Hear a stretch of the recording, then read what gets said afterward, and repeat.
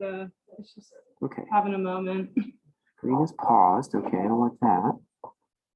Okay, why isn't it? Okay, so it's recording now. Where do you see that?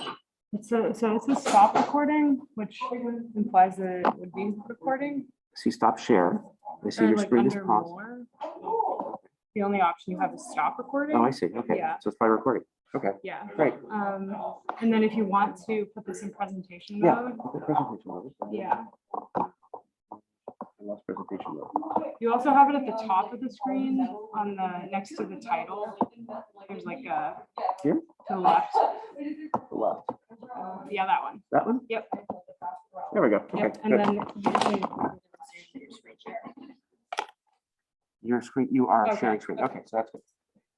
Okay. Yeah, it should be. Okay, that was embarrassing. Sorry, guys. Okay.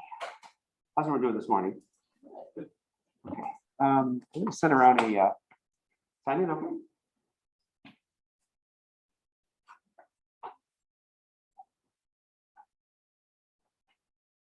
Okay, just trying to know who's in the class. Who's a graduate student? Who's a business school? One business school. Oh, graduate. Graduate student. Okay. Anyone from the B school? From Sloan? What? All right. Well, I hope I'm not sure if the volume is working or not. It's recording, but The volume's working for me now. okay, good. You might want to switch your camera screen. We see your stomach, not your face. Okay, great. How's my stomach look? That's better.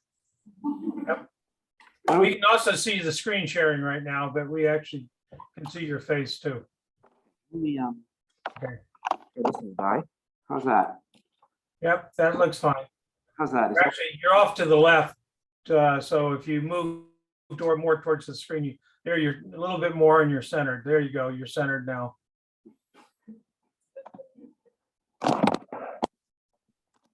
here's Cal. From down the stairwell. It was working yesterday. It's working. No, the overhead camera I bought. Is this one working? Yeah, it looks like it's working. It might just work me on. All right, just I'll wait to do more time with this. Okay, so you can see my face now. Yep. Okay, so thanks everyone for coming this morning. This is the course on light weighting. So we're gonna, I think this is really the, you know what, I'm gonna just take off one of these so that you can hear me a little bit better. Okay, that's better. Right, okay, so this is the light weighting course. I think of the courses that are gonna actually be taught live this semester, this is the only one that actually I think has anything to do directly with structural materials. And we're going to talk a lot about structural materials and designing new materials. Here is a rough outline of the course. First thing is today I'm going to give you an introduction on light weighting. So why is light weighting important? Why do people think about light weighting? Why do companies spend millions of dollars on light weighting? Then we're going to talk about designing materials. So we're going to go into designing materials specifically with the intent of making lightweight structures. We're going to do that for probably about half the semester. And then after that, then is we're going to start talking about geometry, how to design the geometry of the structure, the tubes, the directions they go, the big box sections, whatever it might be. We're going to talk about that. And then after that's done, we're going to start talking about a field called structural optimization, which involves combining finite element analysis with numerical optimization. And we're going to talk about the nerds who, passionate folks who mathematicians who spend their time developing new algorithms, and they have competitions and the gymnasiums around the country trying to figure out who's the best algorithm for numerical optimization. And we're going to spend a lot of time after that looking at actual structures of different vehicles that are out there, critiquing them, which ones are good, which ones are bad, what's the plus and minus of each design. And I'm actually going to bring in a lot of structures. So I have models. I have racing bicycles going back 40 years. to show you how they've changed over the years, and they've changed tremendously. And to bring those in so you guys can look and feel. And I've got a lot of models, some of them that I stole from Chrysler, and can show you folks so you can learn from them as well. Let's see here. Next week, I'm actually going to have to cancel the lecture because something's come up that I can't get around. I've been asked to speak at a conference, and I actually committed to speaking at this conference like several months ago, so I can't get out of it. They've already like printed brochures and stuff, so I'm kind of messed up. But since there's not that many of us here, only 6 of us here, I'm sure we can find an alternate time where we all can, where we all can find to either meet here or just do it on Zoom, whatever's easiest, since I'm the one that falls here. Let's see here, what else? Ask lots of questions. Okay, I mean for this to be a dialogue. It's the best way I ever learned with anything, was just asking lots of questions and talking to my professors. I never really learned much in class if I wasn't talking. It's kind of annoying for the class, but it's the only way I could learn. So please feel free to stop me at any time to ask questions, okay? We have, I think, ample time during the semester here to cover all the material I have. So don't feel like you're going to hold the class back if you ask a question. So just any time to stop and ask a question, okay? All right, what else I'll tell you? Okay, let's go to the next. Okay, section 1. Okay, so lightweighting is a concept that I think is very well known in aerospace and automotive and bicycles and probably trucks and things. And it's just the idea of, if you need to make a structure that meets certain requirements, it has to be so strong, it has to be so stiff, it has to have some natural frequency of vibration. How do you find the way to do that with the least amount of weight? How can you remove redundancy, eliminate as much as is safe to reduce weight? As far as I can tell from the literature I've seen, the furthest efforts to lightweight structures goes back to balloons.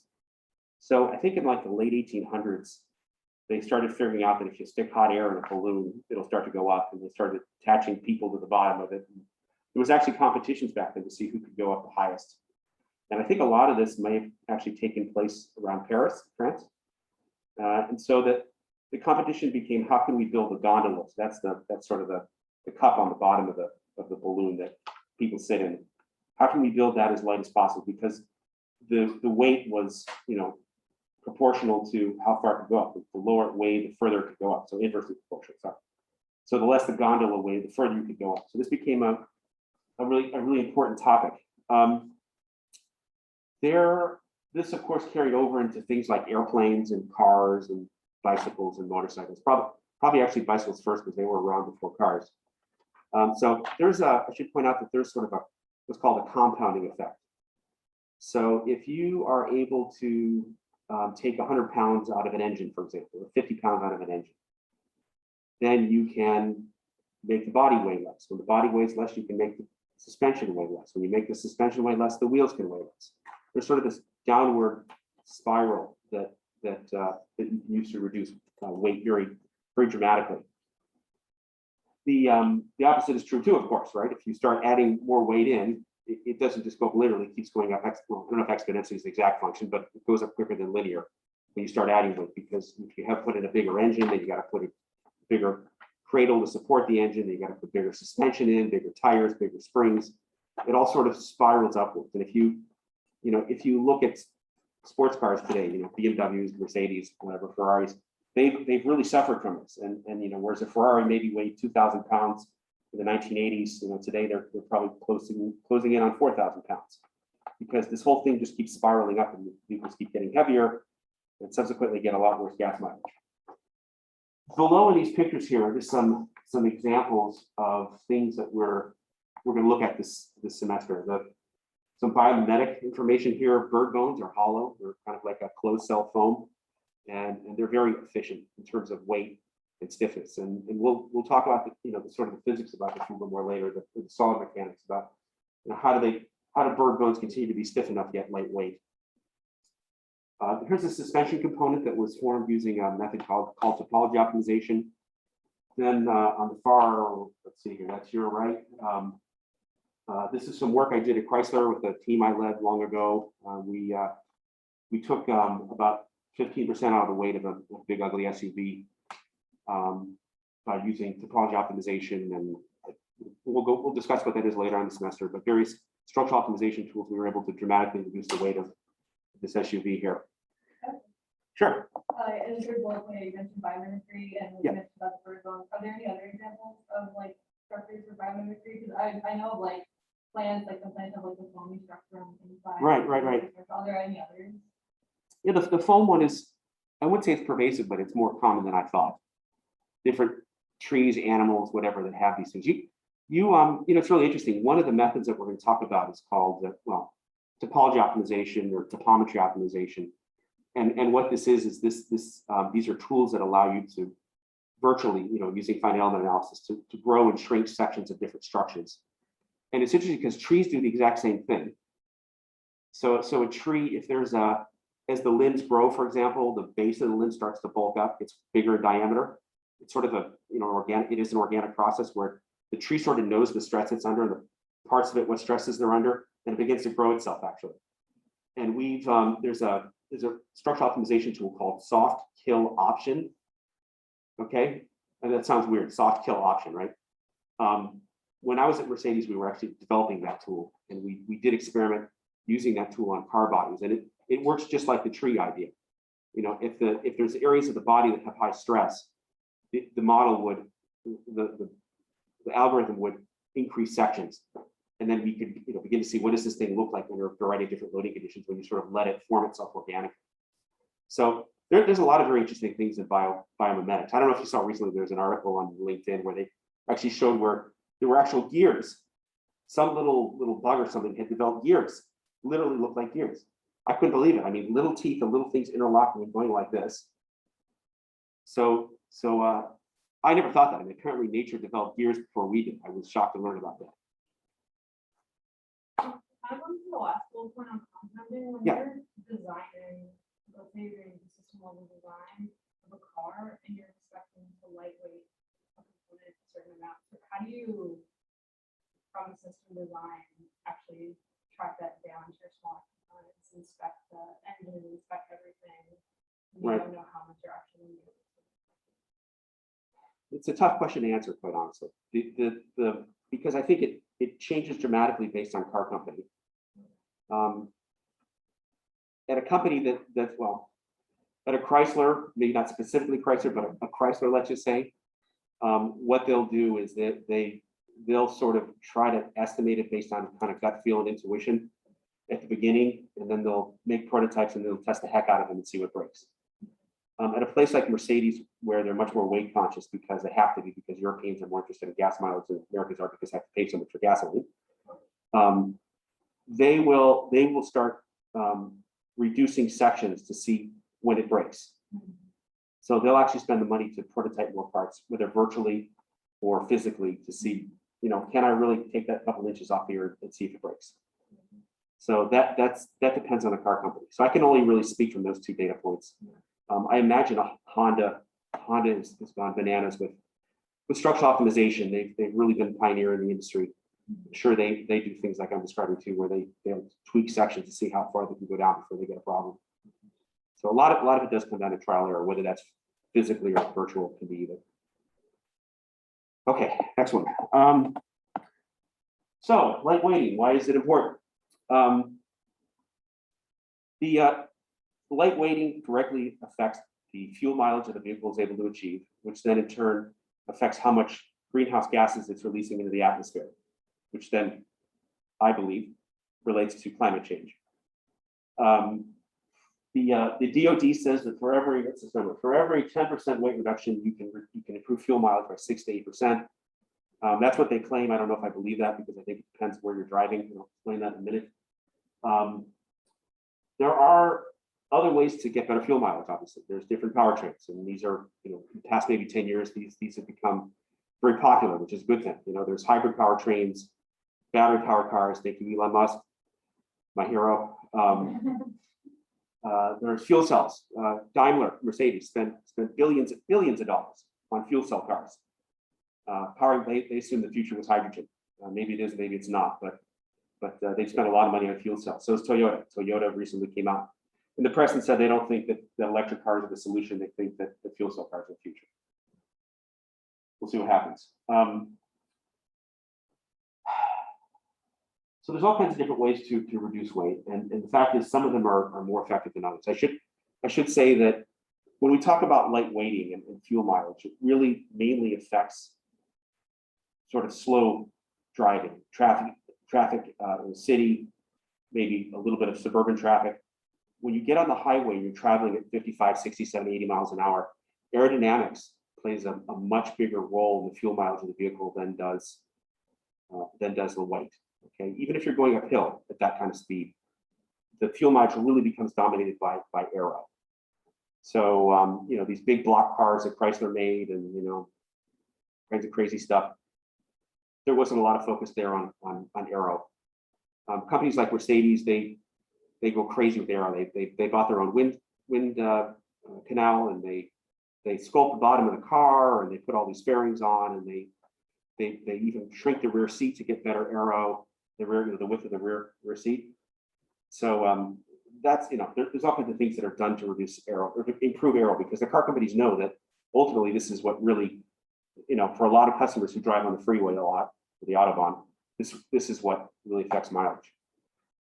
So for every gallon of gasoline that you burn, you create, is it 9 kilograms of CO2. There's about 150 billion gallons of gas burned any year in the US. That's a lot of gasoline, and that makes 1.3 trillion kilograms of carbon dioxide. That's a lot of carbon dioxide. It's pretty scary. Money. Everybody likes to save money on fuel, right? Even Elon Musk. What do you think it costs to get a gallon of water, a bottle of water, from point A to point B? So it costs a couple pennies to drive it along in your car, maybe 10 cents, no big deal. It costs $1 to $10 to get it up on an aircraft. So when you fly to Chicago or LA or wherever you're going, they put all those water bottles on there. It costs them like $1 to $10 to get those up in the air. And then you talk about putting things in outer space. You know, we got people who are constantly at the International Space Station, right? And they need to drink water too. I don't know how much of it they reconstitute from urine. It doesn't sound appetizing to me. You know, they have to get water up there somehow. So it used to cost like $25,000 to get a bottle of water up there. And actually, that was one of Elon Musk's accomplishments that we don't hear a lot about, is that he actually has reduced the price of getting a bottle of water up into space to about $10,000. So the other thing is the trucking company. So I can tell you, like the kind of mainstream consumer car industry, like most people who drive cars, it's not all about fuel mileage. There's a lot of question there about utility. There's a question about prestige, you know, making your neighbor jealous, unfortunately, with your fancy car. There's a lot of that goes on. That's a lot of what goes into the selection of a car, of a passenger car. The trucking industry sees it very differently. The trucking industry, they make their money by how much cargo they can put on the trucks, right? So for every increase in fuel mileage, or every pound they take out of their vehicle, they could put another pound in, which is freight that they can charge for. So the trucking industry, surprisingly, has been much more perhaps interested in lightweighting than the sort of mainstream passenger car market, because it means more cargo to them, which means that they can make more money, you know, on the things you're trying to move around and charge more for cargo. The government of this country, if you're a car company, you're not getting good mileage, they will beat the heck out of you to get good mileage. We have this program in this country called the Corporate Average Fuel Economy. How many of you guys heard of that? Okay, so the Corporate Average Fuel Economy is a regulation that says, a law that says a vehicle manufacturer, when you average the fuel mileage together of all their vehicles, has to reach a certain level. If it doesn't reach that level, they fine the heck out of it. So right now, I don't know exactly what the number is. It's something in the mid 30s, 33 or 30.41 something miles per gallon. For every 1/10 of a mile that a car company fails, okay, to meet, the car company fails to meet their corporate average fuel economy requirements, they could charge $5.50 per car they sold. So you guys can pull out your calculators. You realize that's hundreds of millions of dollars a year. The good news for people like, for companies like Chrysler, which don't get very good gas mileage, is that you can actually you can buy credits from other car companies that exceed their CAFE requirements. So Honda is like the world champion in this. Their cars get very good mileage, and they earn what are called credits, fuel saving credits. They can then sell those to Chrysler for billions of dollars overall.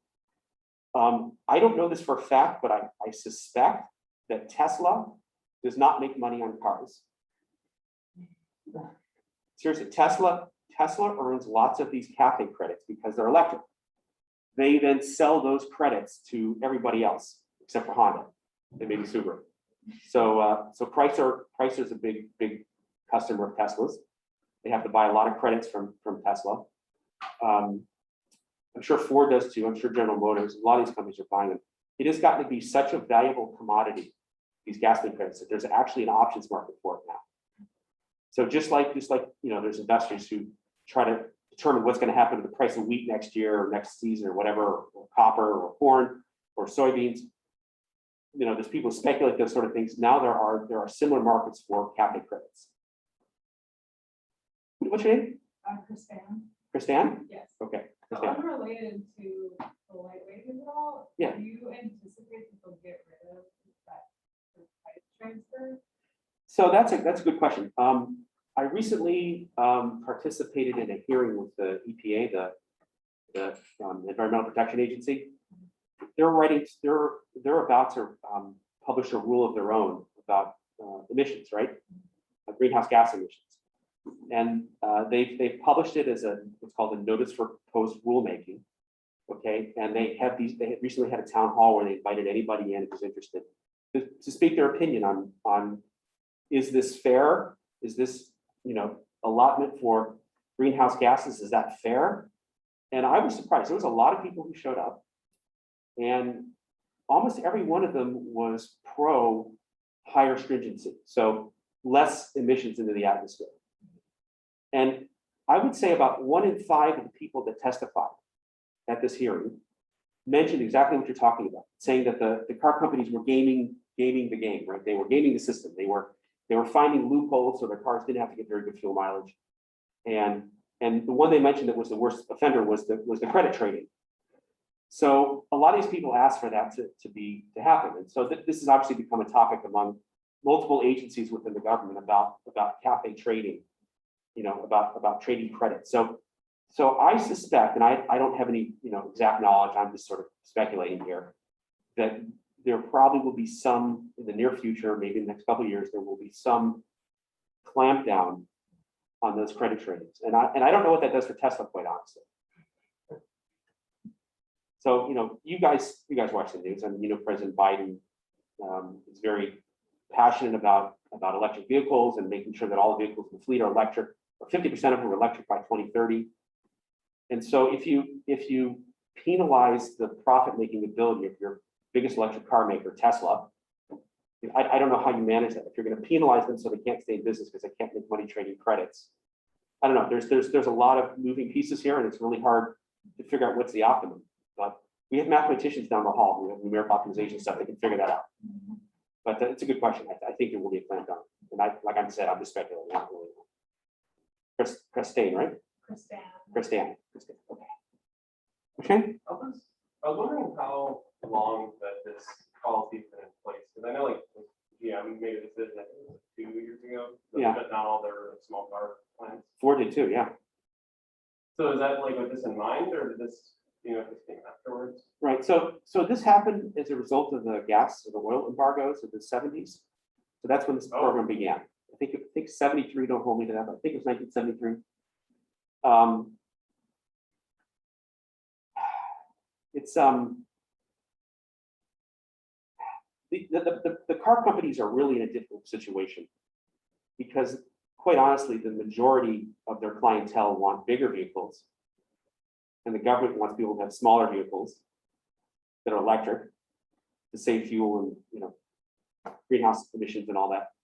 So they're kind of stuck in the middle. They, quite honestly, a Ford and a General Motors would have a really hard time surviving if they had to sell mostly cars, because most of their customers don't want cars. They want big trucks and big SUVs. So that's kind of the world we live in, for better or for worse. Okay, next is handling. So There are car companies out there like Lotus that are obsessed with weight, have been their whole history. Light weighting allegedly gives you a better handling vehicle, and I'm not exactly sure how you define handling, but I can tell you that you know it when you feel it. There's sort of a feeling of cooperativeness on a lightweight car that you don't get on a heavy car. It doesn't matter how big the brakes are, how big the tires are, how big the engine is, it doesn't ever feel the same. There's this sort of downward spiral we talked about, this synergistic effect. So I don't know if this can be quantified, and I've had many long conversations with what are called vehicle dynamicists. These are people who work at car companies who tune a car's handling, through the shocks and springs and bushings and things. And I've never been able to get a real answer out of this about how does lightweighting really affect handling. One place that I have maybe been able to, through enough talking and discussion, maybe have a little bit of feeling of confidence that there's a real effect are on the elastomer components. So tires, bushings, just so you guys know, like in a real car, like a real passenger car, there's no place where suspension, a hard part of a suspension control arm or spring or whatever touches the rest of the car. It all has rubber in between. There's no metal to metal in the suspension. It's always got rubber in between. That rubber, when subject to say a normal load or shear load, does not behave linearly. Okay, so that I think, and I probably should research this more, but right in there, that non-linearity, there's something there that gets affected by weight. And I think that's maybe where the feeling comes for a lightweight vehicle that you don't get on a heavy vehicle. Just something to do with the non-linearities in the sort of polymer rubber suspension components. All right. The location of weight on a vehicle can be important. So some car companies are worried about saving weight in some places and not so much in others. BMW is the most vocal about it. Mercedes worries about the same amount. They just don't publish it in their literature or their magazine articles or whatever. The center of gravity vehicle should be low. It affects handling and safety. Rollover accidents are horrible. People get really badly injured in rollover accidents. Sometimes if they're not wearing seatbelts, they actually get ejected and they find them 100 yards down the road dead. Low center of gravity is critical. So because of that, a lot of car companies will actually spend more money to reduce weight on the roof structure of the vehicle so that the center of gravity comes down and the vehicle can handle better. It's less likely to roll over. Car companies also focus on fore-aft weight distribution. Very important. BMW will spend more money to take the weight off the front of the vehicle than the rear of the vehicle. So if you have a front engine car, inherently you've got a front weight bias. You don't want to add weight in order to get it back to 50-50. So no one wants to do that. But if you can take weight off the front of the vehicle by using a lighter radiator, by using I don't know, aluminum radiator holder, or aluminum shock towers. We'll explain what these items are later, but they'll spend more money to remove weight from the front of the vehicle. So keep this in mind. The car companies, the mainstream car companies, are far more focused on weight and on money than they are about weight. I was on the phone yesterday with a business development guy from some company in Auckland, New Zealand, trying to find out about how they could sell their new novel coatings into the auto industry. And I met him at a conference a couple of weeks ago. And I told him that the car companies are far more passionate about reducing weight, reducing costs than they are about increasing performance. If you can go in and save this car company $1 out of the car, they're gonna be much more excited about that than if you can give them a 1% increase in performance. So always remember that. Okay, so I know that I went over a bit of my biography yesterday, but you might be asking, like, who am I? Why should I be teaching about lightweighting? What do I know? And I just wanted to give you this real quickly. I spent a little over 2 years working in the materials research lab at Mercedes on mainly lightweight brake rotors for cars. That's the one on your far left. That's a very beautiful building in Ulm, Germany. That was done by the architect Richard Meyer. Gorgeous building, loved working there. Brake rotors are an area that there's a lot of benefit to reducing the weight of a brake rotor, because just as I said that sometimes it makes more sense to spend money to take weight off the top of the vehicle or the front of the vehicle.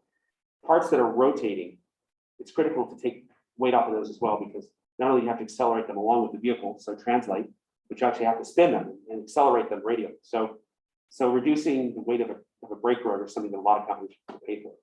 Mercedes actually developed the first production passenger car ceramic brake rotor, which weighs much less than a cast iron one, which is what most brake rotors are made out of today. And interestingly, they set up a little pilot line to make these things, and they put them on some Mercedes AMG cars. And then they sold the rights to the manufacturing process to Brembo, which is a big brake supplier in the auto industry. So now all the brake rotors, all the ceramic brake rotors that you might see on a Porsche or a Ferrari or a Lamborghini were actually developed at Mercedes. So Stadler and Mercedes developed something you see on racing cars for the street. Interesting stuff. And they'll spend a lot of money for that, right? It's because it's reduced weight, lifetime brake rotor. I also worked in the pre-development at Mercedes in Zindelfingen. That's the middle picture. And in that role, I worked in that role for about a year, and that was working on using composite materials, low-cost composite materials to make lighter body structures. So we worked on a rear wall for the Mercedes SLK, which is the little sports car they have. And the wall goes between the passenger compartment and the trunk area. And we actually, I think that actually went into production, and that was made out of fiberglass and selective reinforcement with carbon fiber. And then let's see here. After I worked at Mercedes, Mercedes at the time, Mercedes and Chrysler were one company. They were Daimler Chrysler. So after I finished up my expat assignment at Mercedes, I went back to Chrysler, and I launched about 7 vehicles in the high volume production. So rather than worrying about lightweighting for those 4 years, I worried about things like, is this part straight? Is it 2,000 foot-inch too long? Is it, is this whole assembly the spot weld gonna fail? And this was very eye-opening to me because I got out of my PhD, I went straight to work in a think tank at Chrysler, then I went to Mercedes and worked in a research lab. So this is my first assignment, working on real cars, real cars that real people have to drive, that have to start every morning. It was very eye-opening. It was very eye-opening to see like the difference between the way these two groups of people think.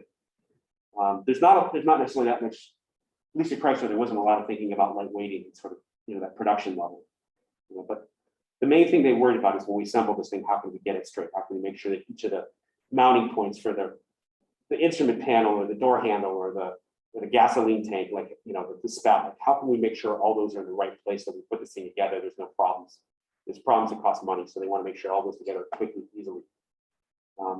Anyway, very, very interesting to learn about how cars really went together and what the real problems were.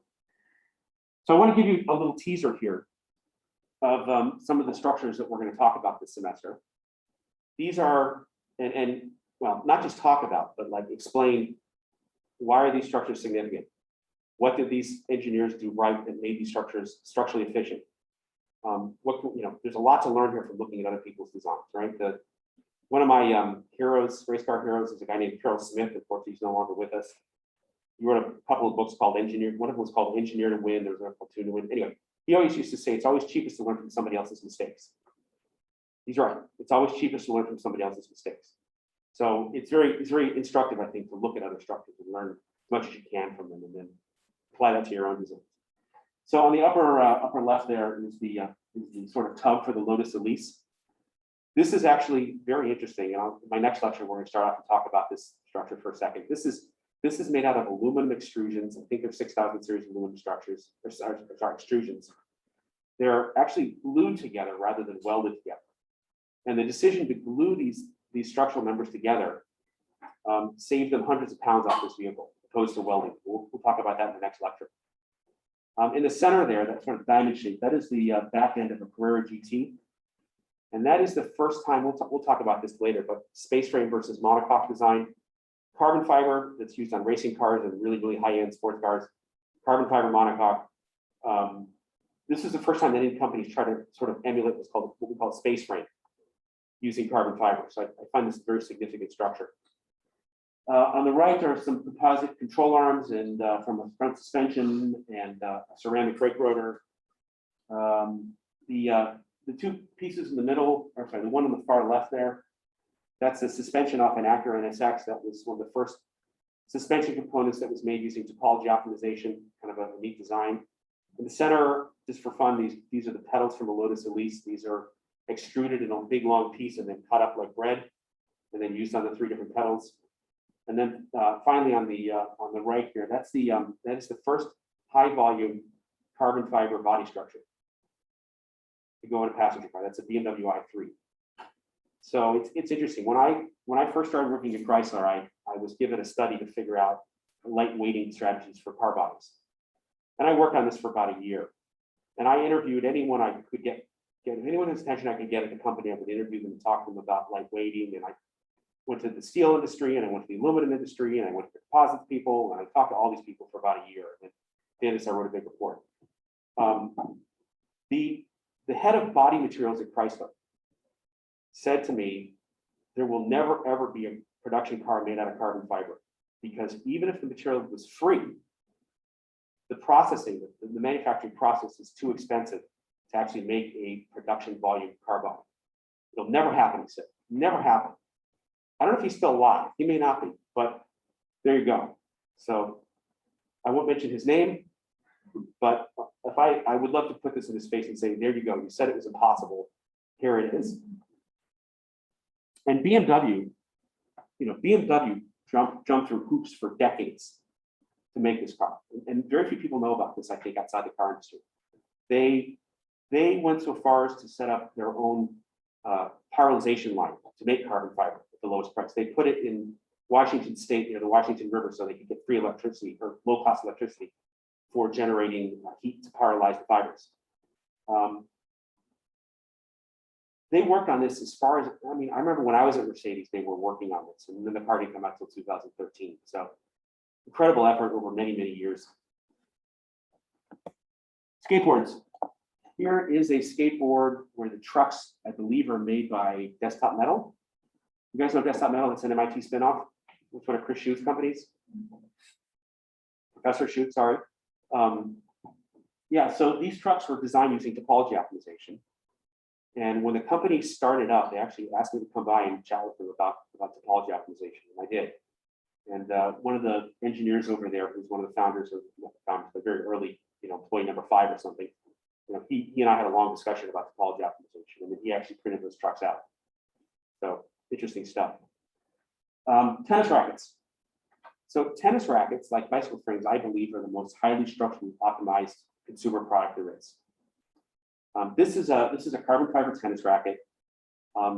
My son decided he wanted to try tennis recently. He's 9 years old. And so I had to get him a tennis racket, and I almost bought him a carbon fiber tennis racket. It was only about $50, but here you have something that has an incredible level of structural optimization that only costs $50. Now, he likes to smash things on the ground, so I figured it wasn't worth it. I got him an aluminum one, but interesting. Here's a tennis racket. It's made out of carbon fiber. It's hollow. It's extremely lightweight. The fibers are all oriented for optimized stiffness and strength and everything. It's an incredible piece of structural optimization, and anyone can go out and buy it. You don't have to be an Olympic tennis player or a Serena Williams or whatever to get one. It's just available to anybody who wants one. I think that's pretty cool. My favorite bicycle frames, again, I think that along with tennis rackets, this is the most structurally optimized consumer product there is. Most of these bicycle frames are made in Taiwan. There's 2 big companies out there that make these things. One is called Giant, and the other is called Narita. They make about 80 or 90% of the carbon fiber bicycle frames that are out there. The ones, even if you see something that has an Italian name on it, it was probably made in Taiwan by one of those 2 companies, and they were made in Italy on it later, and they painted it in Italy. The investment necessary to make a well-compacted, efficient, well-designed carbon fiber bicycle frame is very high. It's probably in the tens of millions of dollars. This is more money than a little Italian shop, in Trento can afford. These guys buy steel molds. They have huge furnaces. They have their own carbon. Giant has their own line where they can weave their own carbon fiber. They can make their own what's called prepreg.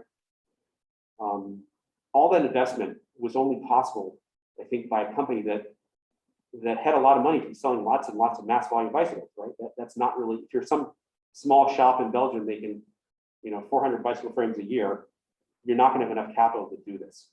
So because of this, the industry has really shifted from Europe to Taiwan. And anyway, these frames are amazing. They weigh about 1 kilogram. They are, and that includes the fork. They are much different, much stronger, much more fatigue resistant. And these are sort of qualitative words. I apologize for that, but I do have data somewhere that can explain how much better they are. But here's an example I can think of right now. There's an organization in Germany, EHBF or something like that. They do bicycle frame testing for the industry, and they have a fatigue test they do where they push on the crank and they pull the bike down by the forks and the back dropouts. And the carbon fiber frames can go well into 300,000 or 400,000 cycles. The steel frames that we rode for years and years in the 80s and 90s, those can go about 60 or 70,000 cycles before they fail. But just give you an idea like how far this has really come along. It's so impressive. The downside of these frames is that they're really only designed to be loaded in like one or two different directions. And if there's any we call off-axis loading, they tend to fail. So if you crash your carbon fiber bicycle and I don't know, somehow a street lamp or street post or something goes into the top tube, it's probably going to fall apart. You're never going to use it again. So it's like a one crash only. So it's probably not something I'd recommend for like riding to, MIT every day. This is the Boeing 787. This is the first carbon fiber commercial passenger airplane. How many of you guys know about this one? You guys know about this? This is incredibly impressive. So Boeing, this is the 787. It has a full carbon fiber fuselage, and they actually filament line this thing. I probably have a picture of this here. They take the whole thing, and they have like a mold, and they have it on a huge spit. Now this thing is, this thing is turning.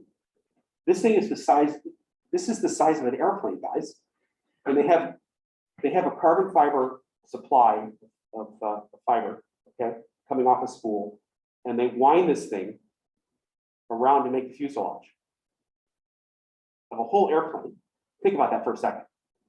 They do such an incredible job with this. I have a friend who used to work at Boeing when they were developing this airplane, and he actually has shown me like a little piece of this fuselage, a little stringer from the inside. And the carbon fiber is so dense. In other words, the volume fraction of fibers is so high that it almost feels like it's metal. It's the most bizarre feeling when you pick it up and it weighs practically nothing.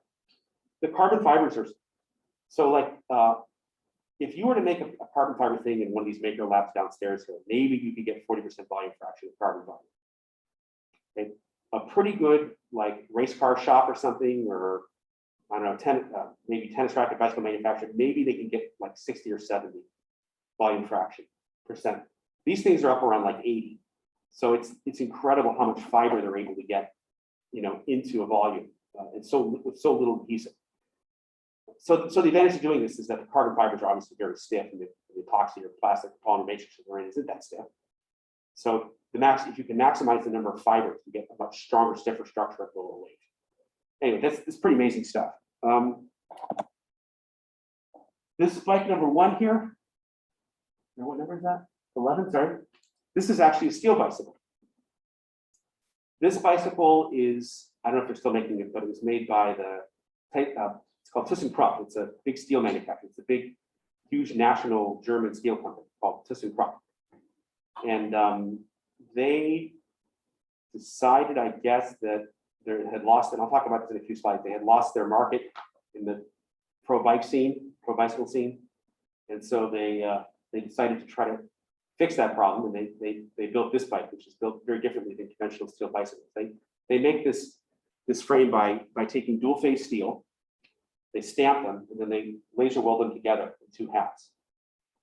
And although they weren't able to really, I think, achieve a very lightweight solution, ultimately, I'll give them credit for trying. They got pretty close. I mean, this frame is probably about, it's probably like 2 or 3 kilograms versus like a kilogram for a carbon fiber frame. So, but they're headed in the right direction. I'm sure they can do better.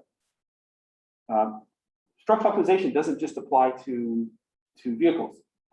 It applies to bridges as well. There are groups around the world that have used topology optimization and other structural optimization tools to make civil structures like bridges. And this is actually a cement bridge that was designed using topology optimization. In the bottom left there, that is just a body. It's not even structural, it's just the outer fairing really of a racing car called a Porsche 908. This is from the late 60s. and it's made from fiberglass. And the reason that it's here is it's interesting is that the fiberglass was so thin that you shine a light through it. So don't get into an accident in this car because you'll destroy the body. I have friends who work in the wind turbine industry, and the wind turbine industry is controlled by the size of the blades.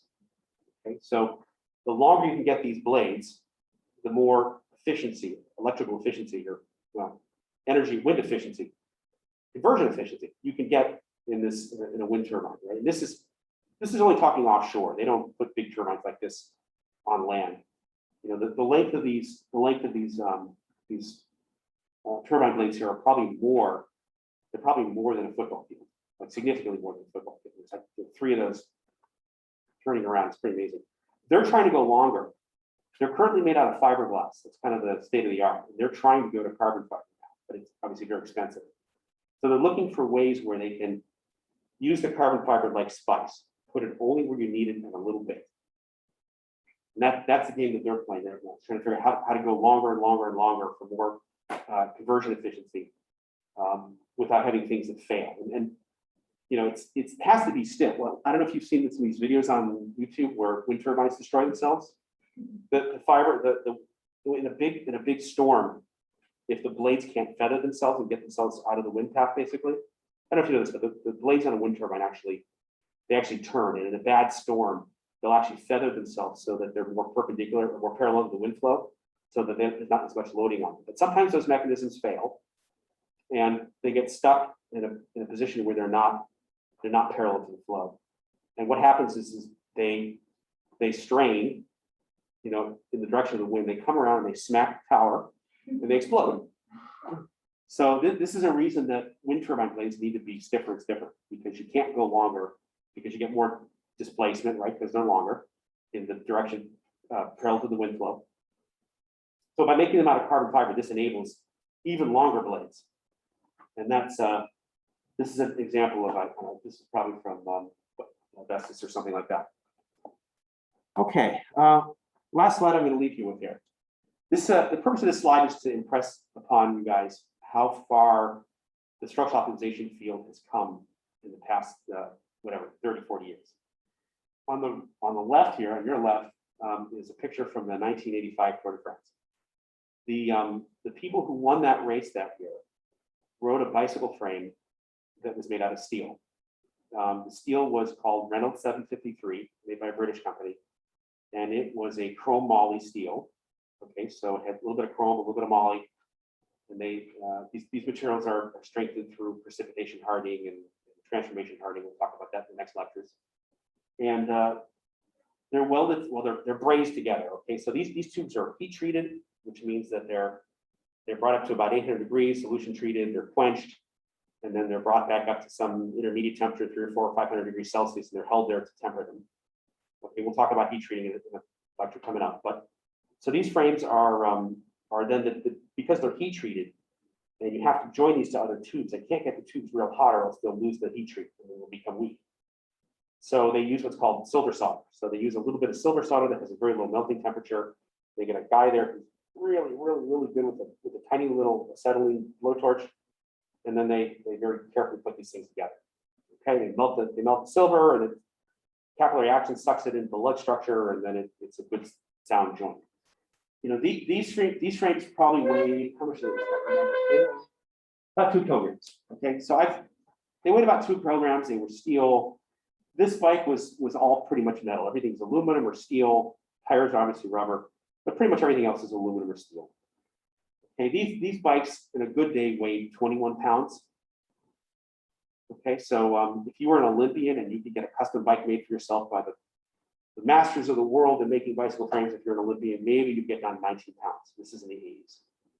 And that was really amazing to get down to 19 pounds for a bike like this. Fast forward 36 years, and every bicycle in the Tour de France is made out of carbon fiber now.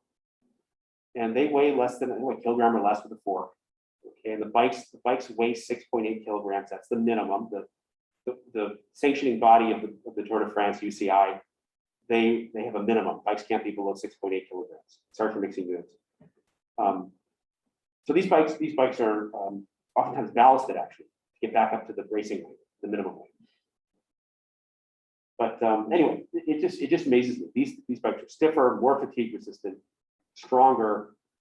Everything works better now. And there's very little metal on these bikes. Everything is made out of carbon fiber. The only thing that's metal anymore are the ball bearings, the races.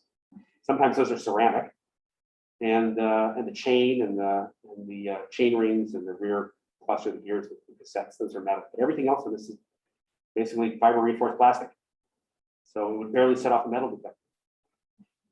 Anyway, I started, like I said, I started racing bicycles in the early 80s, and I have all my bikes going back till then.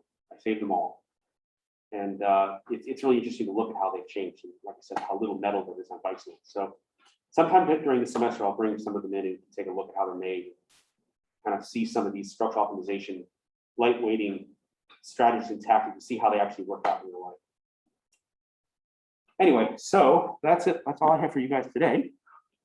Any questions? I'm curious, you know, the reason why the tires are different between the two pictures. Like the tires in the 85 are super thin, Yeah. tires, and then it's like a fountain tires.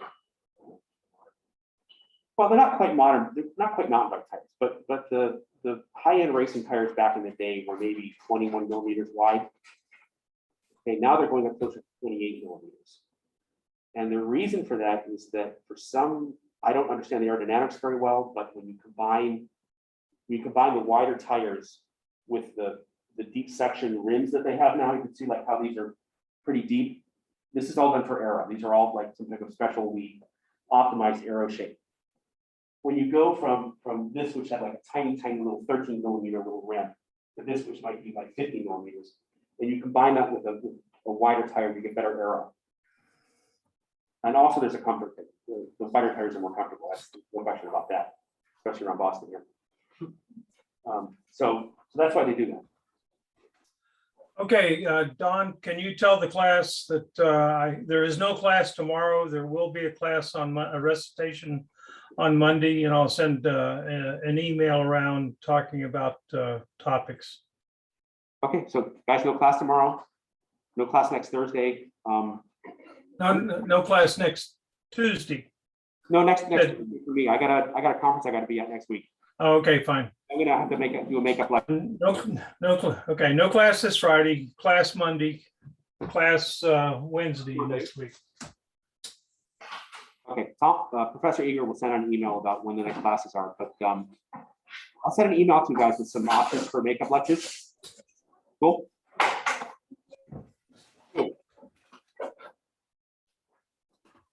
I'll figure out how to stop this.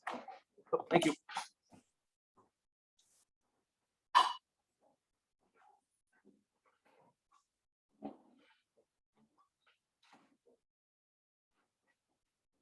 Feel free to email me if you guys have any other questions, all right?